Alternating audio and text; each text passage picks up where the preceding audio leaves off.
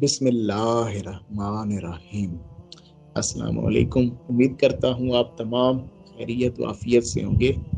بہت ہی پیارا پیغام کہ زمر کا معنی اصل میں کیا ہے، تو اتنا خوبصورت وہ نقطہ کھلا کہ یہ اصل میں شاگردوں کی جماعت، اس کا معنی ہے شاگردوں کی جماعت، کوئی ایسا خاص گروہ۔ تو یہ گروہ خاص کے لیے ایک پیغام ہے۔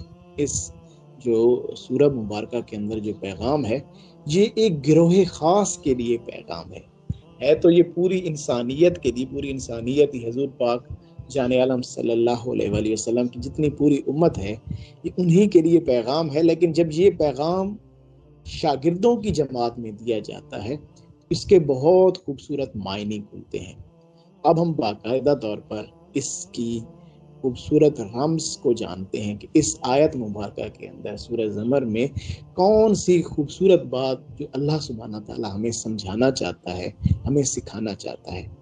دیکھیں، ایک بڑی خوبصورت بات آپ قرآن کریم میں نا، جب بھی کوئی بہت خاص پیغام اللہ سبحانہ تعالیٰ دیتا ہے، اس میں کل سے اللہ سبحانہ تعالیٰ ارشاد فرماتا ہے، یعنی کہ اپنے حبیب جان عالم صلی اللہ علیہ وآلہ وسلم کو ارشاد فرمایا جاتا ہے کہ حضور آپ انہیں بتائیے۔ دیکھیں نا، بڑی محبت، حضور آپ انہیں سمجھائیے یہ بات۔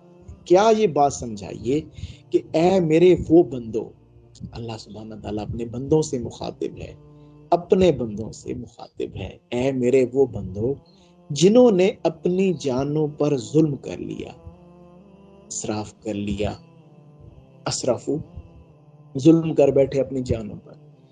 اچھا، یہ بڑی اہم بات ہے۔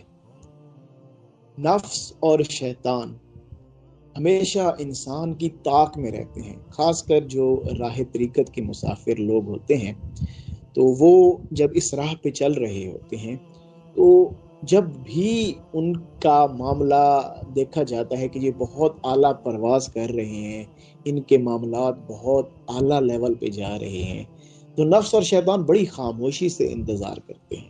وہ کچھ نہیں کہتے کسی کو، بڑی خاموشی سے انتظار کرتے ہیں اور وقت خاص کا انتظار کرتے ہیں کہ جب یہ شخص تھوڑا سا لچک دکھائے تو پھر ان لمحوں میں اس سے کوئی نہ کوئی اپنی جان پہ ظلم کرا دیتے ہیں۔ کوئی نہ کوئی ایسا معاملہ، چلیں جہاں پہ ظلم ہو گیا، جہاں پہ ظلم ہو جاتا ہے، لیکن اس کے بعد وہ انسان کے اوپر جو سب سے بڑا وار کرتے ہیں، وہ ہے کہ انسان کو مایوس کیا جاتا ہے، اس کے ذہن میں مایوسی کے وسوسات ڈالے جاتے ہیں۔ بھائی تو طریقت کے بہت اعلیٰ معاملات تک چلا گیا تھا، انہیں تو جب محافل کو اٹینڈ کیا تھا، تیری تو روحانی اور باطنی حالت نہ جانے کس لیول پہ چلی گئی تھی، تیری روح کس قدر بالیدہ ہو گئی۔ اب تو اللہ کی رحمت سے، فضل سے اس راہ کی بلندیوں سے گر گیا ہے، اب تو کبھی بھی اللہ کی طرف نہیں جا سکتا۔ اس طرح کے ایسے وسوسات وہ آپ کے قلوب و اذہان میں ڈال دیتے ہیں کہ انسان کی جو ہمت ہے، انسان کی جو جذبے کی معاملات ہیں، جو اس راہ پہ چلنے کا جذبہ ہے، وہ معدوم پڑ جاتا ہے، وہ کم ہو جاتا ہے اور انسان راہ سے پیچھے ہٹنے لگ جاتا ہے۔ تو اللہ سبحانہ تعالیٰ نے اپنے حبیب نبی کریم صلی اللہ علیہ وآلہ وسلم کے ذریعے سے کیا خوبصورت پیغام دیا کہ اے میرے وہ بندو، حضور آپ فرما دیجئے صلی اللہ علیہ وآلہ وسلم کہ اے میرے وہ بندو جنہوں نے اپنی جانوں پر زیادتی کر لی ہے، تم اللہ کی رحمت سے مایوس نہ ہونا۔ تم نے کیا چیز نہیں کرنی؟ تم نے ایک کام نہیں کرنا، بے شک باقی جو بھی ہو گیا، لیکن ایک کام جو ہے وہ تم نے کسی صورت نہیں کرنا، وہ ہے کہ میری رحمت سے مایوس نہیں ہو جانا۔ اللہ کی رحمت اصل میں ہے کیا؟ اللہ کی رحمت حضور جان عالم صلی اللہ علیہ وآلہ وسلم کی ذات مبارکہ ہے، رحمت للعالمین، تمام عالمین کے لیے رحمت۔ تو اصل میں اللہ یہ پیغام دے رہا ہے کہ تم نے جو کچھ بھی کر لو نا، حضور کی ذات سے مایوس نہیں ہونا، حضور کی طرف بار بار پلٹتے رہنا، حضور کی محبت، حضور کی صحبت۔ اچھا، آج کے دور میں اللہ سبحانہ تعالیٰ قرآن کریم میں اور جگہ بھی ارشاد فرماتا ہے کہ جب بھی تم اپنی جانوں پہ ظلم کر بیٹھو، کوئی ایسا معاملہ ہو جائے، تو پھر کیا کرو، تم حضور جان عالم صلی اللہ علیہ وسلم کی بارگاہ میں پیش ہو جاؤ اور وہ وہاں پہ تم توبہ کرو، وہ بھی آپ کے لیے دعا کریں گے، تو ہم آپ کے گناہ بخش دیں گے۔ جی اللہ سبحان.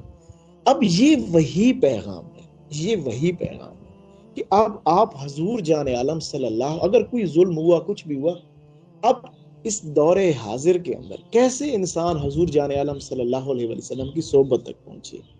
تو دیکھیں حضور جان عالم صلی اللہ علیہ وسلم کی صحبت کیا ہے. آپ قرآن کریم کو جب بھی پڑھنا شروع کریں گے، سیکھنا شروع کریں گے، تو آپ حضور کی صحبت میں، حضور نے ساری عمر ہی قرآن سکھایا، حضور نے قرآن کریم کی تعلیم دی، آپ اللہ والوں کی صحبت میں جا بیٹھے، آپ نے ایسے لوگوں کی صحبت کو اٹینڈ کر لیا جو صرف اور صرف آپ کے رخ کو اللہ اور اللہ کے حبیب کی طرف موڑتے ہیں. تو پھر بھی وہی بات، آپ کو ملے گی کیا؟ وہ رحمت آپ کے اندر آئے گا. اب دیکھیں انسان کی یہ جو اصل میں آپ کے اسراف کے بعد جو آپ کی ذات کے اوپر جو چیز سب سے پہلی آتی ہے وہ ہے مایوسی. یہ جتنا بھی معاملہ ہو جائے، اسی لیے اللہ سبحانہ تعالیٰ نے یہ بہت بڑا فضل اور رحمت کر کے یہ آیت مبارکہ اتاری اور ہمیں یہ سمجھایا کہ اگر کوئی بھی تم اپنی جان پہ ظلم کر بیٹھے ہو. اچھا میں ایک سرے راہ چلتے آپ کو ایک بڑی خاص بات، بزرگ فرماتے ہیں یہ اپنی جان پہ ظلم کیا ہوتا ہے. یہ جہاں پہ ظلم یہ ہے کہ آپ اتنے زیادہ گناہ کر بیٹھے ہیں کہ گناہ آسمان کی چھت سے لگ جائیں. پھر فرمایا کہ گناہ آسمان کی چھت سے لگیں گے کیسے؟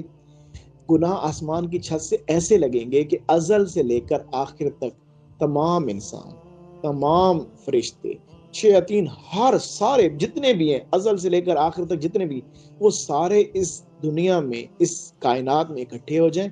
وہ سارے کے سارے ازل سے لے کر قیامت کے دن تک گناہ کبیرہ کے اندر مصروف ہو جائیں، سارے گناہ کبیرہ میں مصروف ہو جائیں. اور اس ٹائم پیریڈ میں سارے گناہ کرتے رہیں. ان تمام کے گناہوں کو اگر ملایا جائے تو بھی ان گناہ کا جو معاملہ ہے وہ گناہ آسمان کی چھت سے نہیں لگ سکتے، اتنا بڑا. اور اللہ ایک سے دیکھیں نا، آپ جب بھی آپ قرآن اٹھائیں گے، آپ میں جو بھی اٹھائے گا، ہر ایک سنگل بندے سے قرآن مخاطب ہے. تو اللہ ایک سنگل بندے کو کہہ رہا ہے کہ بھائی تم اتنے اپنی جان پہ ظلم کر بیٹھو کہ تمہارا معاملہ اس قدر بڑا ہو جائے تو بھی تم نے ایک گناہ نہیں کرنا، وہ ہے میری رحمت سے مایوس نہیں ہونا، میرے حبیب جان عالم صلی اللہ علیہ وسلم کی طرف بار بار پلٹنا ہے تم نے، ان کی صحبت کی طرف، قرآن کی طرف، احادیث کی طرف. یہ اصل میں انسان جب کوئی ایسی حالت میں ہوتا ہے، جب اس کے معاملات خراب ہوتے ہیں، اصل وقت صحبت لینے کا وہ ہوتا ہے. آپ اس وقت بھاگ جاتے ہیں جب انسان دیکھتا ہے نا میری قلبی کیفیت، مجھ سے کوئی گناہ ہو گئے، کوئی معاملات ایسے ہو گئے، تو انسان نا پھر اللہ کی راہ کی طرف، او بھائی میرے تو اب ہی تو وقت ہے تمہارا اللہ والوں کی طرف آنے کا، اب ہی تو وقت ہے ان کی رحمت کو استعمال کرنے کا جو اللہ ان کی ذات پہ اتار رہا ہے. اچھا آگے کیا خوبصورت اللہ فرماتا ہے.